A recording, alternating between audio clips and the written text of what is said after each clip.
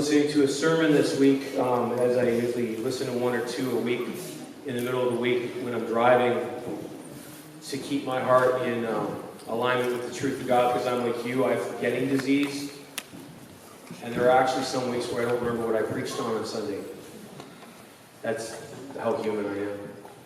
And I'm like, I need a dose of God's Word, so I listen to podcasts. And I'm listening to John Piper this week. And funny thing is the sermon hadn't even begun yet, and it was an impassioned prayer that was being prayed before the sermon even began. And that's what stuck out at me, was a phrase. This is what he prayed.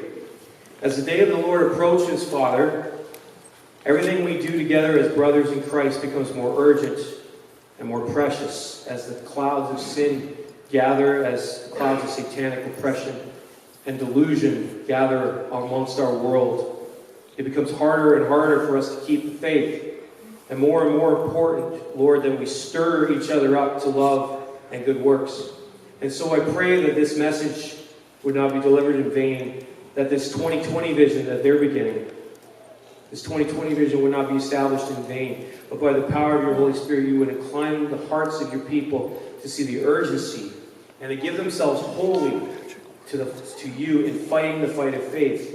I ask you for the glory of Jesus Christ and in his name. Lord, give us a wartime mentality as a church, that we might live in a way that would make available the resources that we need to finish the job of taking your word to the world. Help us capture these strongholds of darkness in this country and around the world, that your name might be esteemed and revered. Amen. And the prayer was the sermon for me that day. The prayer made me think. The words in his prayer, give us a wartime mentality, stuck out at me when it comes to living our lives. The top priority in wartime is different than the top priority in peacetime. And in North America, we've had so much peace that we've totally forgotten what it's like to live in a time where we have to have a wartime mentality. And a lot of it is just that we've just grown up in this culture of ease. My dad, born in 47, using Sears catalogs for toilet paper in the outhouse, no indoor plumbing in Edson, right? I forgot to let the kids go. Thank you, Lindy. Kids, you're gone. We love you. God bless your time in his church. Thank you. So, my dad's got that going on. And then there's Bobby, born in 68, and he's got all the toilet paper he needs. In fact, he gets rebuked oftentimes. What happened to that roll of toilet paper I put there this morning, Bob?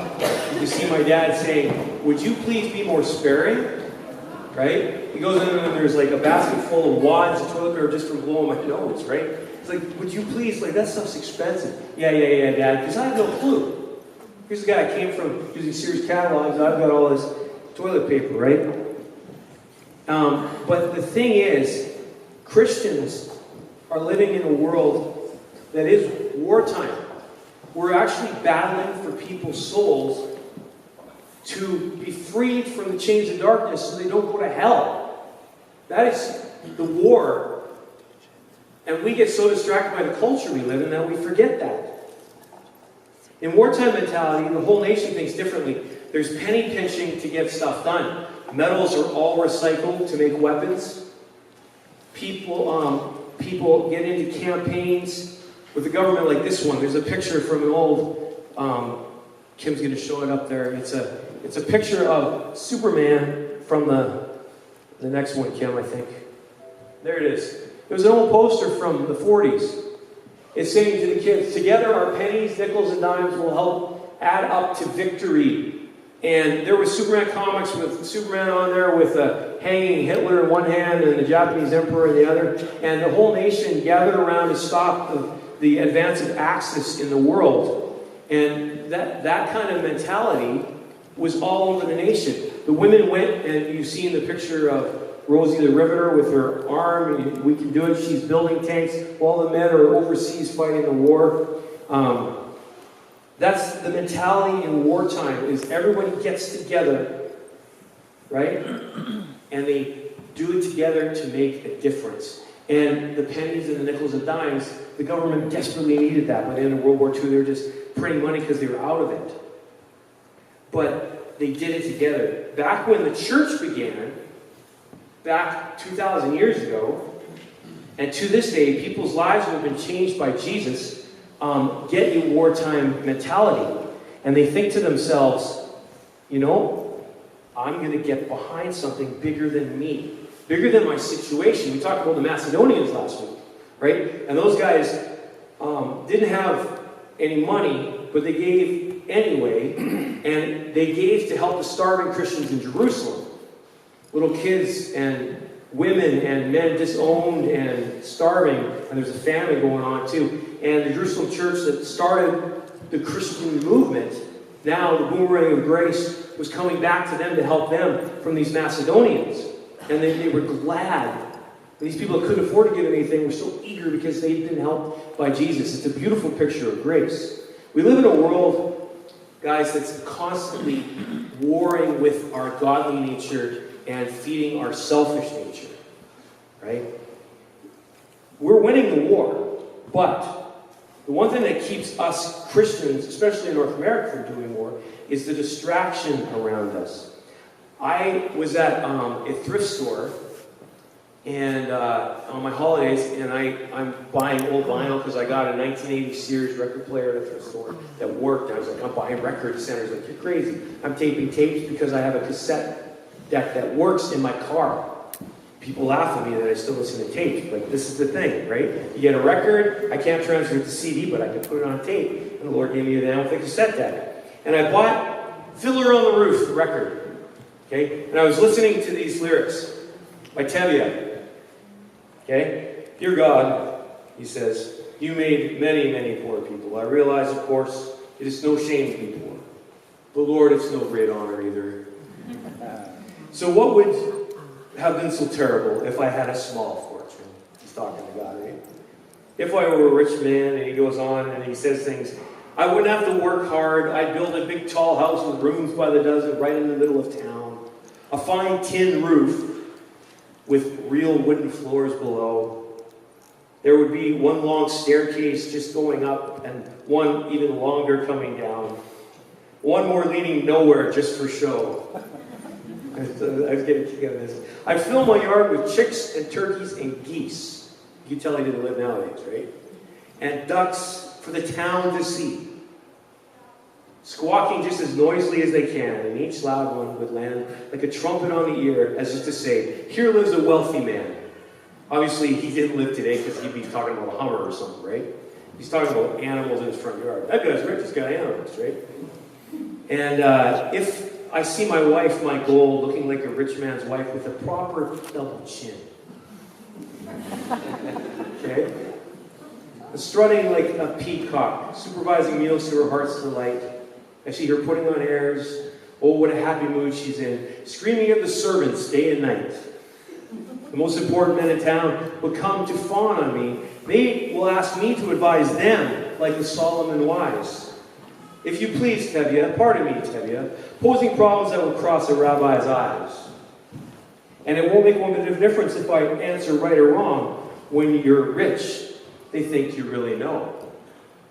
If I were rich, I'd have the time that I lack to sit in the synagogue and pray. Maybe have a seat by the eastern wall. I discuss the learned books with the holy man 7 hours every day. That would be the sweetest thing of all if I were a rich man. See, I was thinking, this is funny. This is Tevye thinking, a guy with a bunch of daughters, kind of know how he feels. What interesting to me in this lyric is one of the things he saw as a side effect of being a wealthy man was that his wife would have a proper double chin, which would mean she would have more than enough to eat for once in her life, right? And yes, he would like the social status of being a rich person because of the natural yes sir mentality, right? That many people who have toward the rich, but in his heart, he really wants to have enough to care for his wife and pay for his 4 daughters' weddings. And again, I know how he feels. But you see, I was talking, I live in Canada. I'm a product of this generation that I live in. I was talking to my brother-in-law, Brian, who's a pastor as well, about, hey, Brian, if you could have any car, what would it be? Right? And Brian told me his car, and I told him I want a black 1982 Trans Am. Why? because it's Knight Rider, right? Sandra says, you're too old to be driving around a car. she's right, but that's the phase I'm in right now, right? A few years ago, it was a truck. I needed a truck. I bought a truck. Realized you can't seat more than one person in the thing, and it broke down. And what I really needed, even though I got rid of 3 of my 4 daughters, is a minivan to drive youth around and take the seats out and haul stuff around. That's what I needed. So I'm driving a minivan again. But guys, if we were in Africa, Brian and I were walking with our kids, we would be talking about what kind of car we would have if we had a way, right? We would be talking about the fact that we had enough to put dinner on the table every night this week. It was amazing.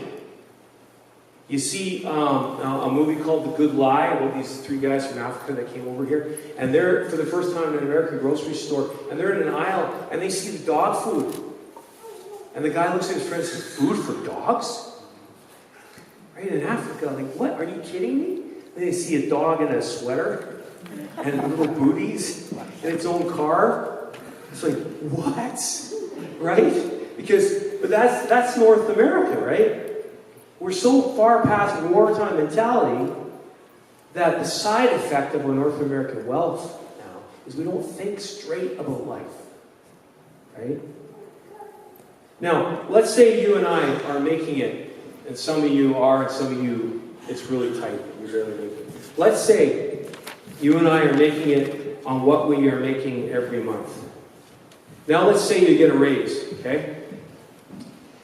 And now, instead of saying, well, we were making it on what we were making, now I can give more away, which would make sense, because there's people around me that are making it, and now I was making it, and now I've got a little extra, and now hardly anyone in our culture thinks that way, though.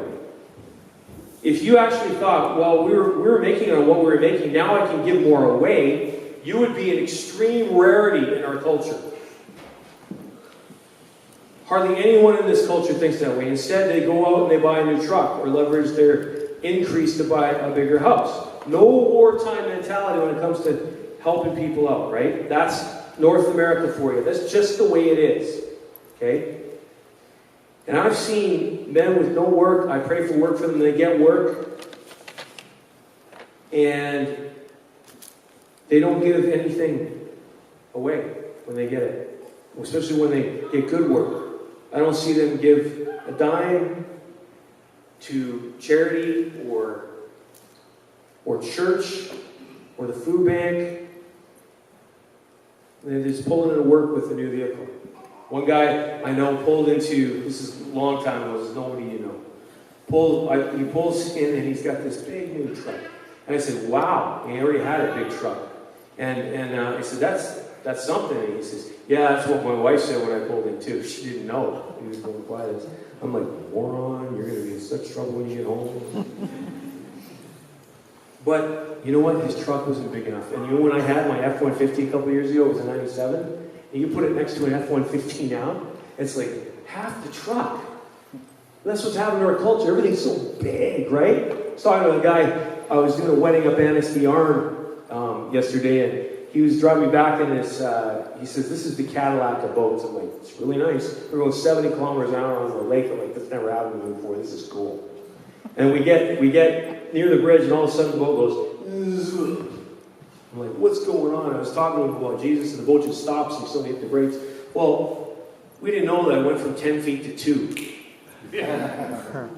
And it was stuck. The wedding planner's in the boat, she's a woman, there's 3 guys, and he said, sorry, Bob, we got to get out and push. We get out, and it's like up to our knees. I'm like, wow. And so we push the boat for a while. Thankfully, we get into deeper water, and it starts up, and it goes. But I said to the guy, so do you think there's ever going to be electric boats? Because like the cars? And he says, no way. Because people want bigger boats with more power, and the electricity, right now the motors and the batteries can't do that. It's got to be gas because it's bigger the better, the bigger the better. That's North America, right? What is all this to say? Okay, all this is to say this. It's just the commercials you're watching. That 97 vehicle you have that runs well, that has an FM radio, you're a loser for driving that. Go and get this one here. Because, you can make payments on it for 10 years and own a really nice truck. right? Maybe 12 years. It's up to you, really. It's a new mortgage, right? And the thing is, when Jesus gets a hold of your heart, okay, you start to think like Barnabas. Barnabas was a guy in the book of Acts. He found Jesus, and he saw the poverty all around him, and the need, and he said, you know what? I don't need this extra piece of land. And he sold it and put the money at the apostles' feet to feed the poor. And he did it so happily. That's the kind of thinking that we've lost. Because really, I can have that heart if I think about all that Jesus did for me. We live in a world where people line up for the newest iPhones. And Andy Stanley put it this way in a message I heard. He says they're standing in the lineup with their iPhone, and they're saying, oh, guess what? Where I am. I'm in the lineup for the new iPhone 8. And the 7 is working perfectly fine, but I'm in the lineup. I'm so excited. Got the 8. It's going to be here. Right? And then when they get the 8 this month, when they see their friends with the 10 in November, they're going to be really bummed out. Right? And then, we've got these houses with a countertop and a fridge and some floor, and it's fine. But you know what we do? We go in there and we put in a countertop and some flooring. And it's still just a countertop and flooring. It just looks differently. Right? But that's the world we live in. And we're just programmed. What we have to get back to is the kind of thinking that, you know what? I have a bank account in heaven. I want to be like Barnabas. And because when he sold the land, he made a cash deposit in his bank account in heaven where moth and rust do not corrupt. Nick, that was awesome. What an illustration. The work trucks in heaven don't rust, boys, so start saving up for a truck in heaven. You'll get to have some fun up there, but right now is not heaven. This is wartime. This is saving people's lives. He's got a bank account in heaven. We forget we have one of those. Guys, the interest is crazy up there. The retirement plan is guaranteed. Guaranteed. It's out of this world. I'm going to have a nice big house on the lake in heaven. I'm going to build it because I'll have 100 million years to get you guys that know how to do that. They teach me how to do it. It's going to be fun. Then we'll go down and play soccer and have a campfire and eat amazing food and have the cabin on the lake. But right now is not the time for that. Right now is the time to save lives, to make it your retirement plan, to carry as many people on both arms as you can into the kingdom of heaven so they can live forever with you. The first thing you're going to do when you get to heaven is look around and say, where's Tom? Where's Janine? Where's Rick? Where's Sam? That's what you're going to care about. You have to think that way. Rick Warren, when his book, The Purpose-Driven Life, came out, became the best-selling hardcover nonfiction of all time. I was at a youth pastors conference, and we were all sitting there, and we knew this had happened. And he came out, it was at his church, and Doug Fields introduced his boss, and Rick Warren went out. We're like, wow, Rick Warren, he must have a jet by now. That's honestly what we're all thinking, right? Because now we knew. This guy's got the best-selling nonfiction book of our time. And he sits down and he says, I know what you're all thinking. And we're like, oh, you do? Right? And he says, guys, I want to tell you what I've done. He says, I still drive my 97 truck. He still got it. He didn't upgrade his home, didn't buy a boat, didn't buy a plane. Instead, he stopped taking a salary from the church, and he started reverse tithing and giving 90% of the money away for AIDS in Africa and missions and training pastors all over the world.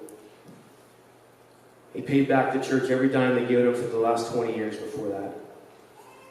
He says, I knew when that money started coming in, guys, and these $1 million checks were coming in my house.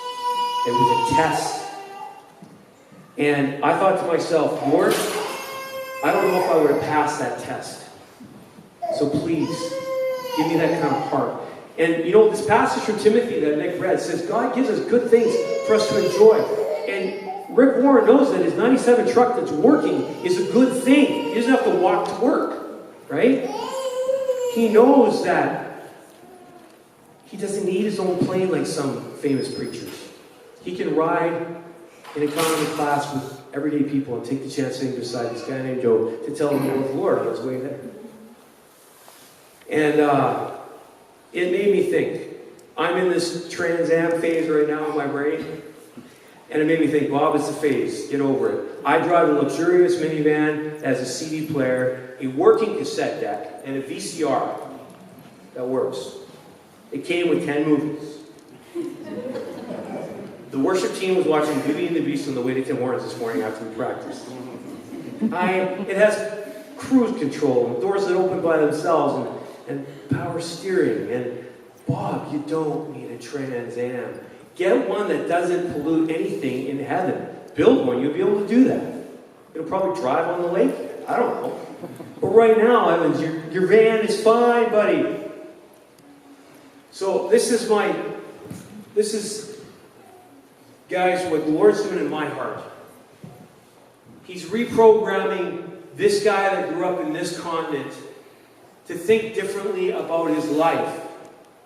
And think, you know what? Like Andy Stanley says, I'm going to get better at being rich. Because most people, he says, in this continent are lousy at being rich. Because we get that extra money and we spend it on ourselves. And he says the stat is true that the more people make in this continent, the less they give away. Because Jesus, with him, it was percentages. So those Macedonians, they weren't giving much, but for them it was huge. And so I want to start thinking like that because it's about lives. It's about people. It's about heaven. It's about me looking around and being able to say when I get there that there's all these people in town that we've been praying for 10 years now. We're 9 years old this Sunday. Look at all these people. They all made it. They're all going to live forever because we as a church got a wartime mentality. We planted a church at Chase and in Enderby. And we did these things together. That's what this stewardship overflow is about. It's rallying of this nation for a purpose to change our region and the world.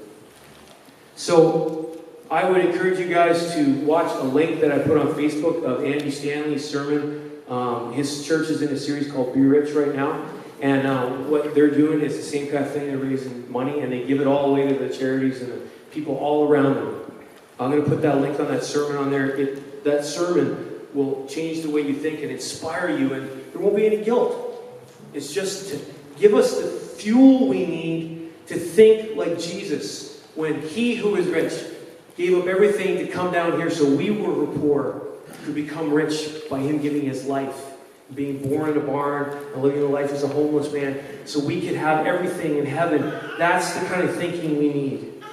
And you are so blessed. And I love you, and I just would encourage you with this thinking. The side effects of being wealth are to relax. I'm asking you to have a wartime mentality. Let's have a prayer while the worship team comes up.